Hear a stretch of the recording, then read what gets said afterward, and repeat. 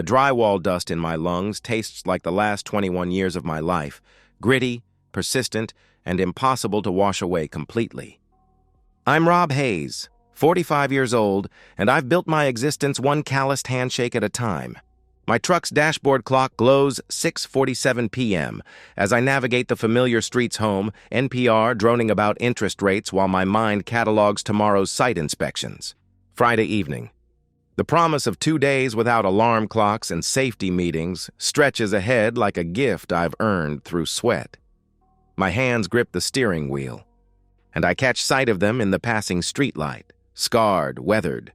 The wedding ring embedded so deep in the flesh it's become part of my anatomy. These hands have framed houses, poured foundations, and held my wife Michelle through labor pains twice. They've signed mortgage papers, assembled bicycles on Christmas Eve, and applauded at countless volleyball games. Working hands, providing hands. Michelle was 23 when we met, a college dropout slinging coffee at Murphy's Diner off Route 47. I was 24, ambitious despite the concrete dust in my hair, talking big about someday running my own crew. She laughed at my jokes, remembered how I took my eggs, and had this way of tucking her hair behind her ear when she was thinking. 6 months later, I proposed with a ring that cost me 3 months of overtime. She said yes before I finished asking. We built our life methodically, like laying foundation blocks. First came the wedding, small, her father drunk crying during his toast about his little girl. Then Tyler arrived when Michelle was 24, screaming and perfect, turning us from a couple into something more permanent than any construction I'd ever managed. Sophie followed 4 years later, born during a February blizzard that knocked out power to half the county. Michelle hemorrhaged badly that time. I remember gripping her hand in that hospital room, both of us crying, promising each other we'd never take a single day for granted. She wanted to stay home with the kids. Just until they're in school, she'd said. But school came and went, and Michelle found reasons to remain. PTA president, room mother, soccer team coordinator. I picked up extra shifts, worked Saturdays, bid on bigger projects. My back started aching at 35. By 40, I needed reading glasses to review blueprints. But my family had everything they needed. That was the trade-off, and I made it willingly. Our house sits on Maple Street, a 1960s ranch I've renovated room by room over 15 years. Nothing fancy but solid bones. The kitchen cabinets I installed myself, spending 3 weeks of vacation getting the crown molding just right. Sophie's volleyball trophies line the mantel like golden soldiers.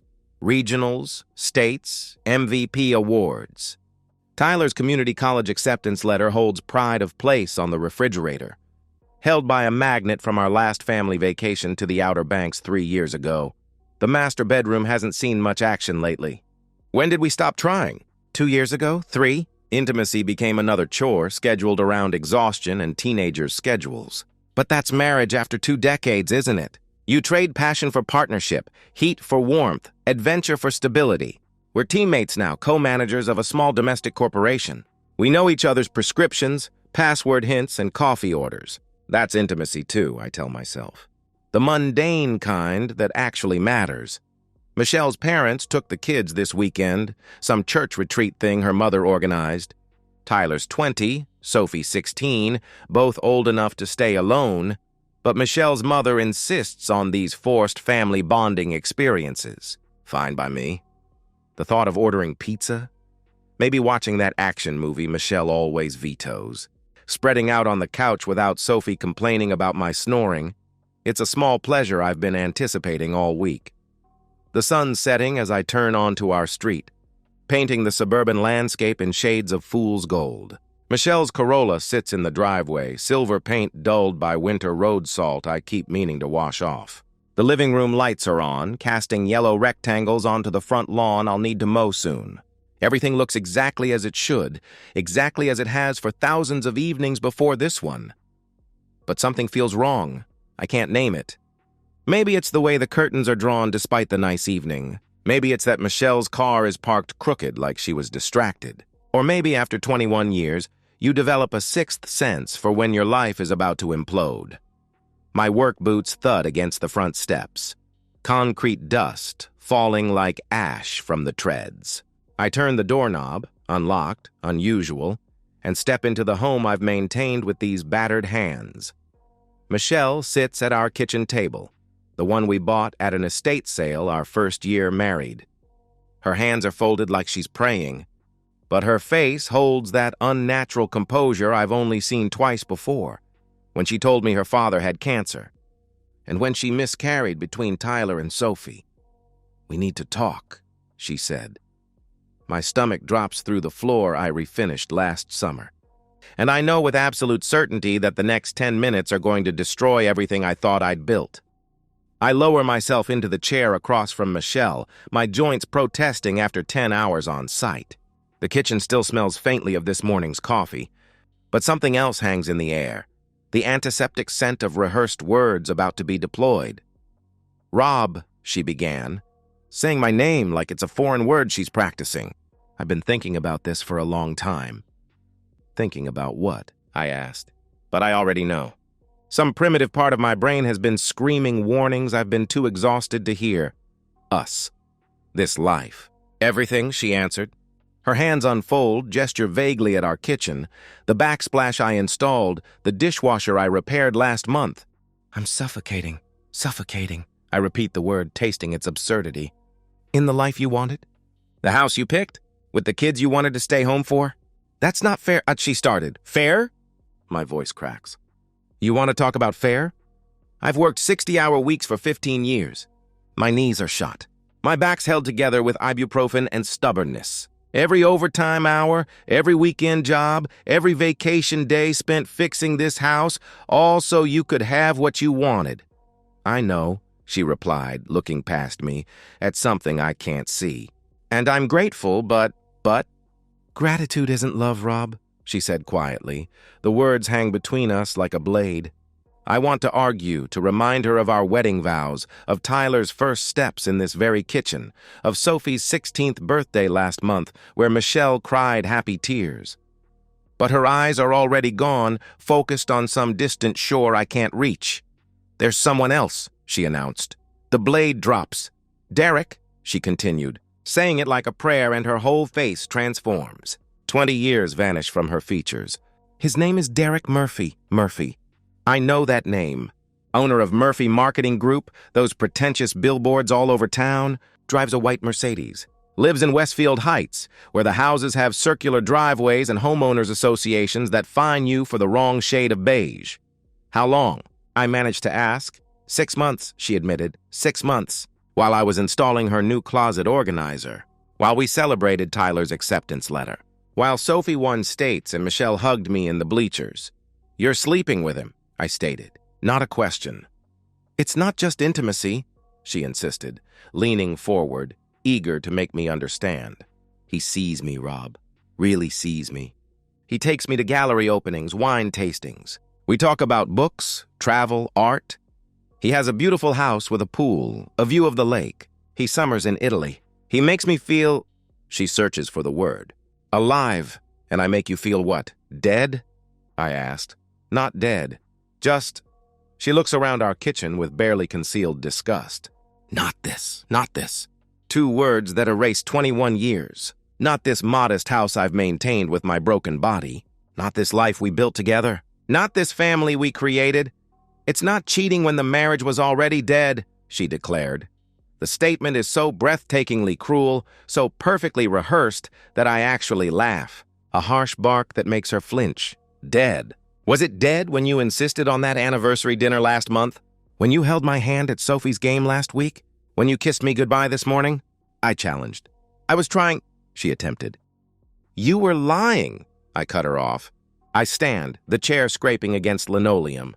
6 months, Michelle. 6 months of looking me in the eye every morning, sleeping beside me every night, letting me believe we were still us while you were planning your escape with some asshole who drives a Mercedes. "I want a divorce," she announced quickly, like ripping off a bandage. "I'm moving in with Derek tonight." "Tonight," I repeated. Another laugh more bitter than the first. "You've got it all planned out." "My lawyer will contact you," she started. "Get out," I ordered. "Rob, we need to discuss..." she tried. "Get out," I roared.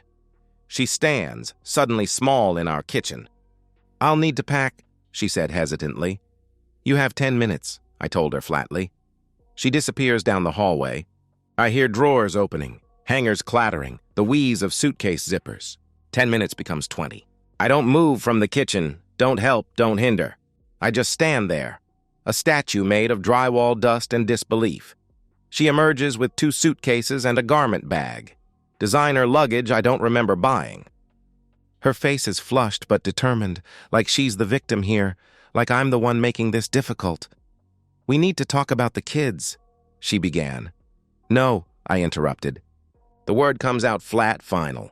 You want to leave? Leave. But you'll tell them yourself why Mommy decided their father wasn't good enough, why our life wasn't sufficient, why Derek Murphy's pool matters more than their family. That's not, I love my children, she protested. You love yourself more, I stated. She opens her mouth, closes it. For a moment, I see the Michelle I married, uncertain, young, a little lost. Then it's gone, replaced by this stranger who sees my life's work as not this. The door closes with a soft click. No dramatic slam, no tears, no last-minute change of heart. Just the sound of 21 years ending on a Friday night in February, leaving me alone in a house that suddenly feels like a crime scene. I stand in my work boots, concrete dust still clinging to the steel toes. In the kitchen I renovated with these hands she found so inadequate. The refrigerator hums. The clock ticks. Somewhere in Westfield Heights, Derek Murphy is about to inherit my family's destroyer. I realize with crystalline clarity, Michelle didn't just leave me. She left all 3 of us.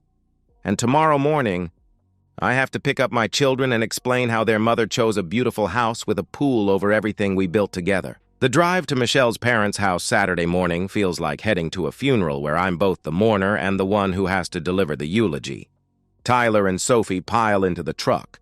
Sophie complaining about missing her friend's pool party, Tyler absorbed in his phone. Normal teenage Saturday irritations. They have no idea their world ended 12 hours ago. Why'd Mom not come? Sophie asked, buckling her seatbelt.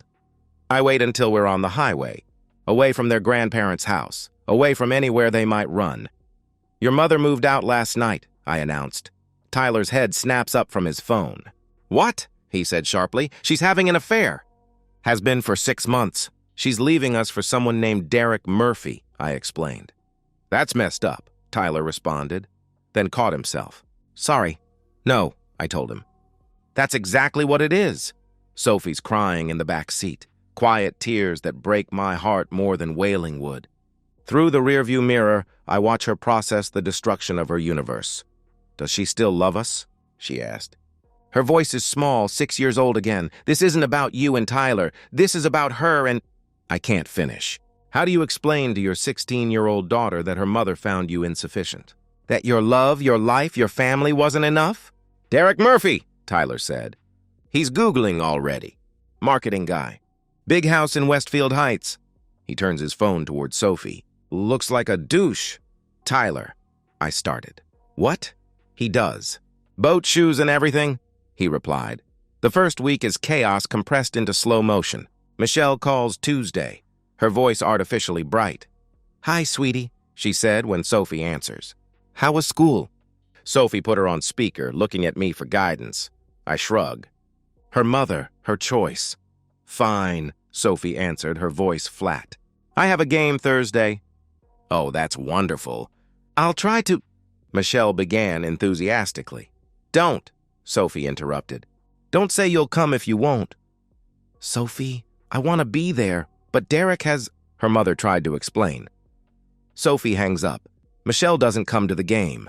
Sophie scores the winning point anyway, scanning the bleachers for a face that isn't there. I take photos, send them to Michelle's number. Read receipts show she sees them. No response. 2 weeks pass. Michelle's calls drop to once a week, then every 10 days. They last 3 minutes, maybe 5. She doesn't ask about Tyler's physics project or Sophie's boyfriend drama. She speaks in platitudes. Focus on school. Listen to your father. I love you. Empty words from an empty person. Tyler stops answering her calls entirely. I've got nothing to say to her, he told me, deleting her voicemail without listening. Sophie tries longer. desperate to salvage something. But each call leaves her angrier. She asked if I was eating enough, Sophie reported to me after one particularly brief conversation. Not about my game, not about my friends, not about the history test I was stressed about. Just if I was eating, like I'm a houseplant she forgot to water. Tyler's community college graduation is in May. In March, Michelle doesn't call, texts that she'll definitely be there. April. Derek planned a surprise trip to Spain that week, but I'll try to reschedule. May, 3 days before. I'm so sorry, but I can't make it. Send pictures.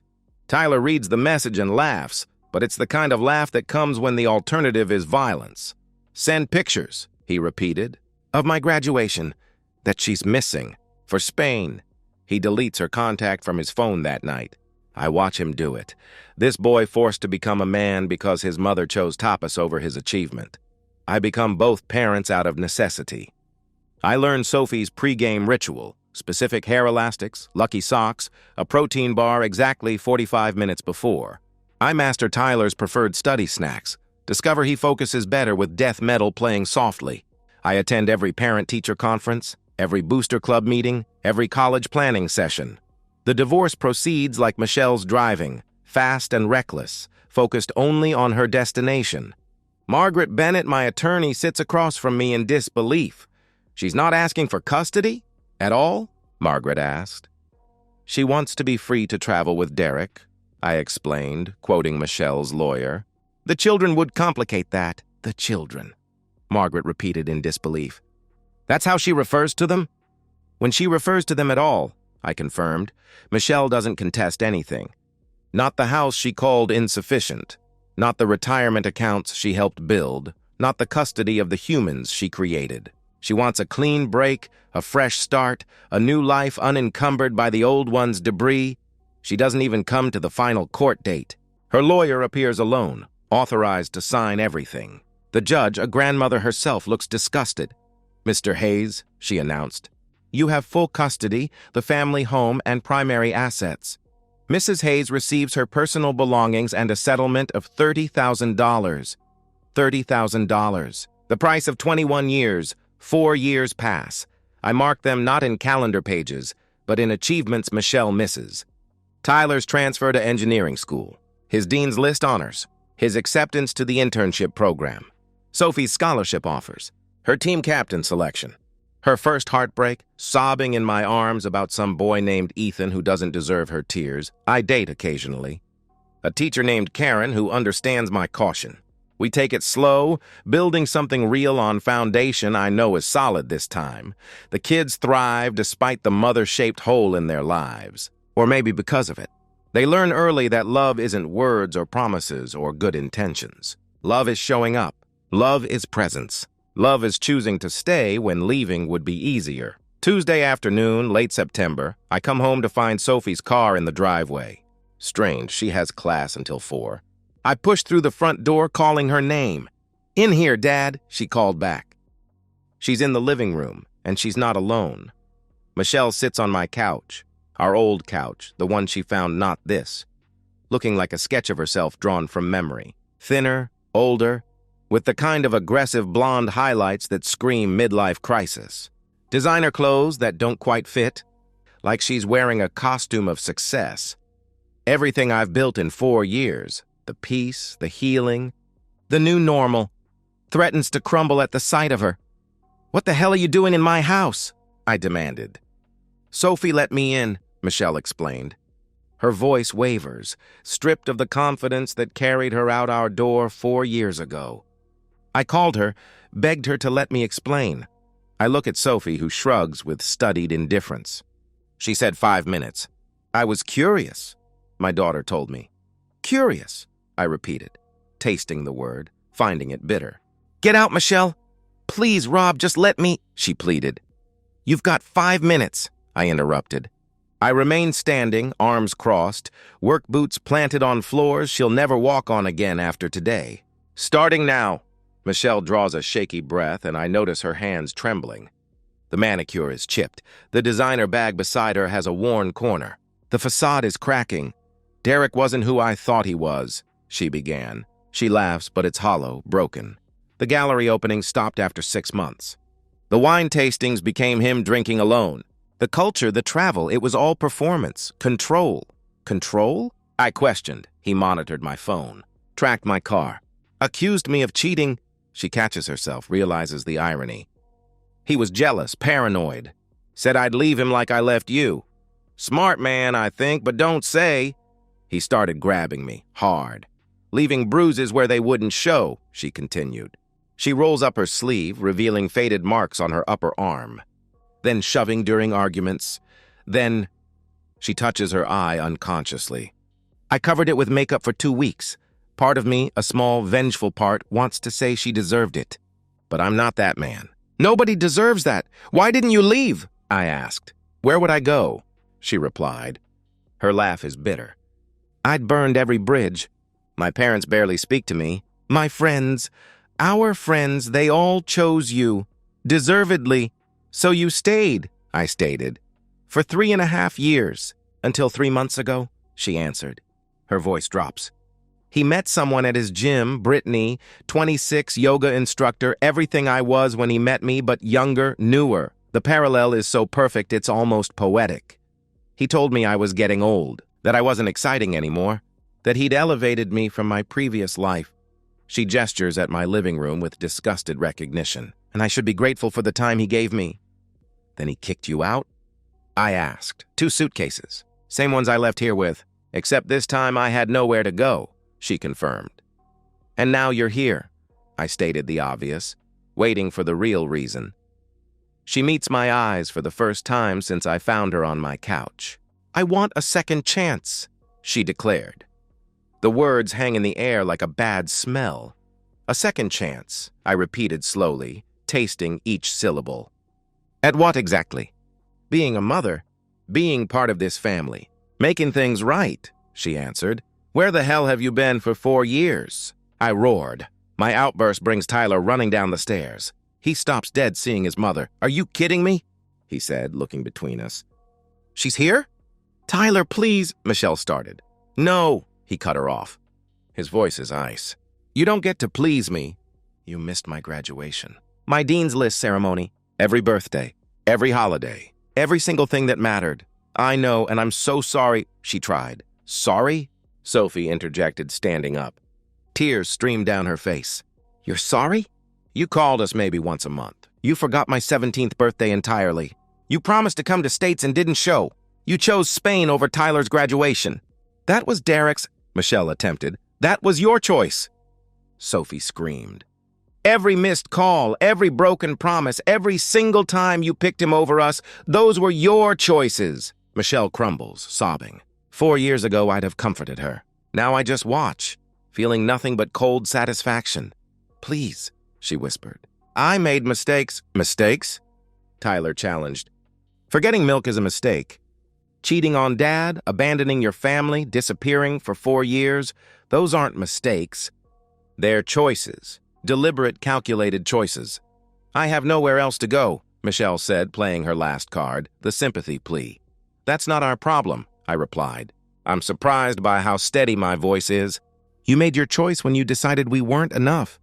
When you chose Derek's pool over Sophie's games. When you chose Spain over Tyler's graduation. When you chose yourself over everyone who loved you. Rob, please. We were married for 21 years, she begged. Were. Past tense, I corrected her. You ended that marriage for a man who just replaced you with a younger model. Ironic, isn't it? You left me for being inadequate, boring, not this. And he left you for the exact same reasons. She flinches like I've slapped her. Get out, Tyler ordered. Don't call, don't write, don't show up. We don't need you. We haven't needed you for 4 years, Sophie. Michelle looks desperately at our daughter. Sweetie? Sophie wipes her tears. Stands straighter. I used to dream about you coming back. For 2 years, I prayed you'd walk through that door. But you know what? Dad showed up. Every game, every practice, every heartbreak, every triumph. He learned to French braid my hair for games. He held me when Ethan broke my heart. He's been more of a mother than you ever were, she declared. Leave, I said quietly. And don't come back, ever.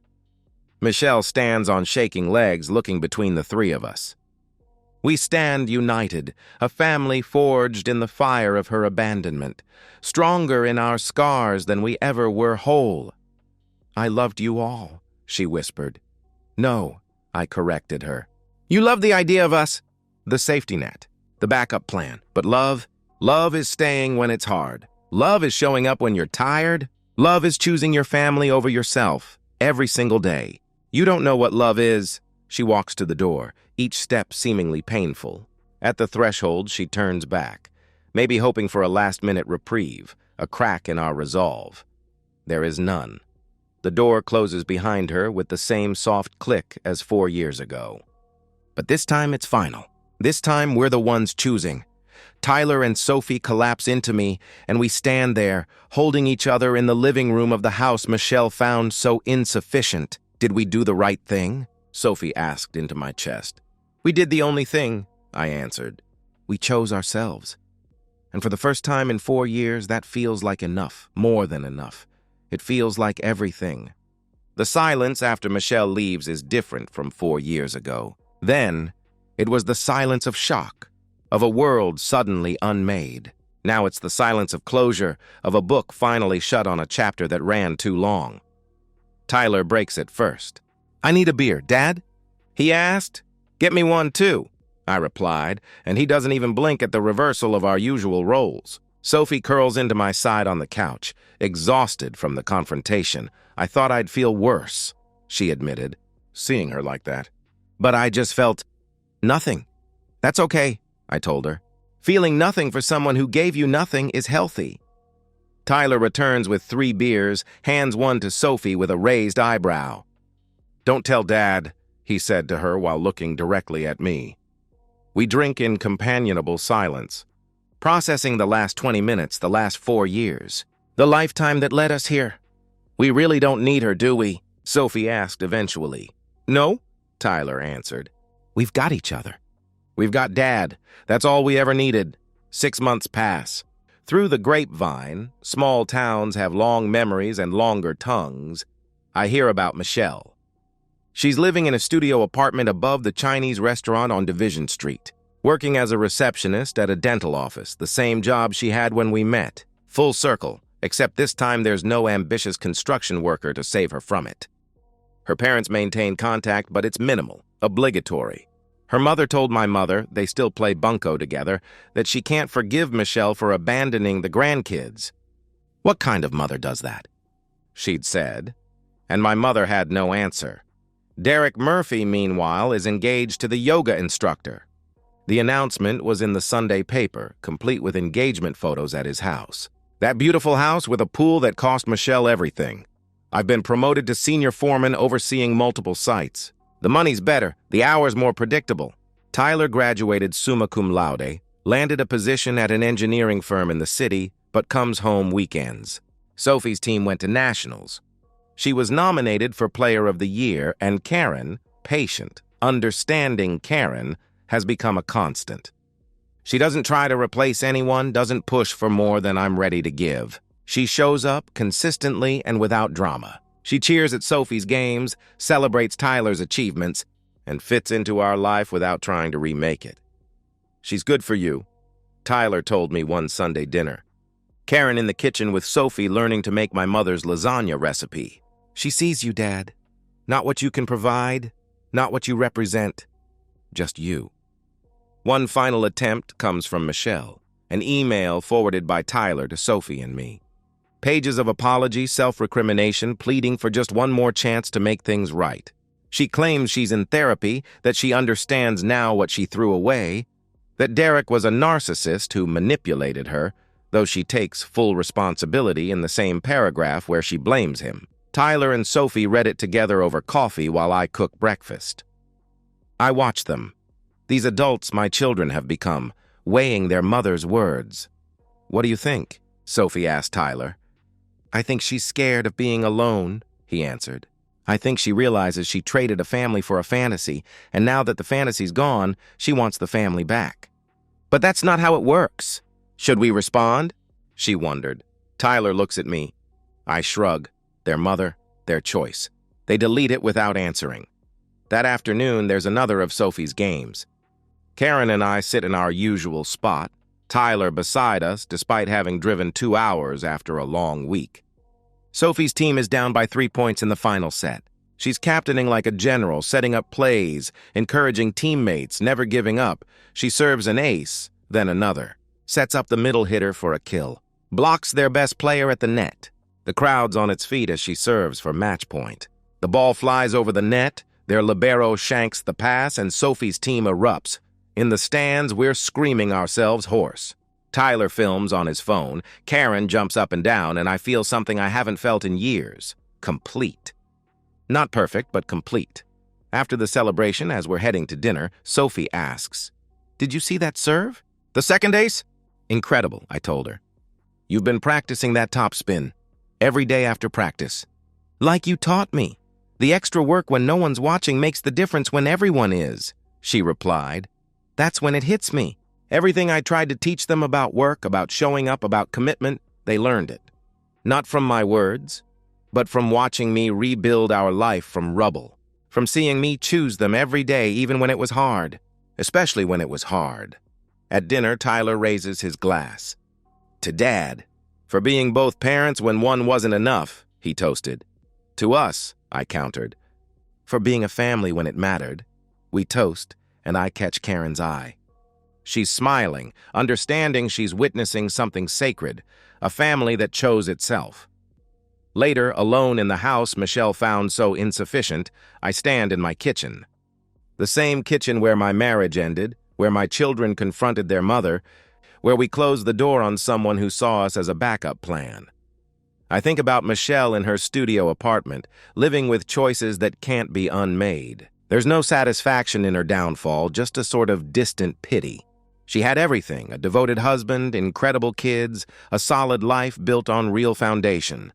She traded it all for an illusion of something better, and now she has nothing but regret and dental appointment reminders. But that's not my concern anymore. My concern is Tyler's new project at work that he's excited about. Sophie's scholarship applications. Karen's suggestion that we take a vacation, all of us, somewhere with a beach and no memories. The kitchen faucet that needs replacing. The life that continues, richer for having been tested. I don't need Michelle's apologies or explanations. I don't need closure beyond what we've already achieved. I certainly don't need someone who saw me as inadequate until someone else found her the same way. What I need, I already have. 2 kids who chose loyalty over abandonment. A partner who values presence over promises. Work that matters. A home that's sufficient because we fill it with something more valuable than marble countertops or pools. Michelle thought she was upgrading to something better. Instead, she taught us all a fundamental truth. The backup plan isn't the person you return to when your first choice fails. The backup plan is what you build when someone shows you that you were always their second choice. And what we built, Tyler, Sophie, and I, isn't a backup anything. It's everything. It's enough. It's home. I turn off the kitchen light and head to bed, ready for tomorrow. There's a site inspection at 7, Sophie has practice at 4, and Karen's coming for dinner. An ordinary day in an ordinary life that Michelle found so unbearable. But there's nothing ordinary about people who show up. Nothing ordinary about love that stays. Nothing ordinary about a family that chooses itself. Every single day. And that's not just enough. That's everything I need. And so, we've reached the end of today's story. Was it what you expected, or did it take a twist you didn't see coming? I'm curious to hear your thoughts. Share them in the comments below, and let's get a conversation going. If this story kept you hooked, make sure to hit that like button. And if you're new here or just haven't subscribed yet, now's the perfect time to join our community. I bring you fresh, captivating stories every day, so click that subscribe button and turn on notifications so you never miss out. Thanks for watching, and I'll see you in the next one.